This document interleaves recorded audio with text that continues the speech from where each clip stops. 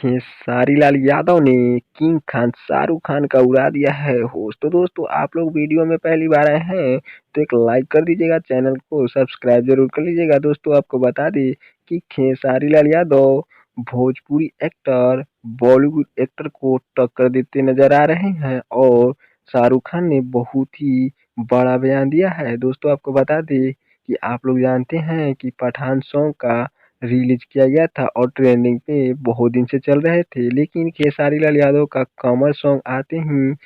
King Khan का यानी कि शाहरुख खान का सॉन्ग को हटा दिया गया है। और बताए हैं किंग खान ने कि खेसारी लाल यादव बहुत ही बड़े एक्टर और सिंगर है और खेसारी लाल यादव अगर बॉलीवुड में काम करना चाहेगा तो हमें बहुत अच्छे लगेगा और मेरे फिल्म में भी वो काम कर सकते हैं, क्योंकि किंग खान ने शाहरुख खान बहुत ही तारीफ करते हुए खेसारी लाल यादव को बोले हैं कि खेसारी अगर हमारे फिल्म में काम करेगा तो मैं उसे बहुत ही बड़ा ऑफर का मौका देना चाहता हूँ और मैं उस पे कोई रहम नहीं कर रहा हूँ, इसलिए खेसारी लाल यादव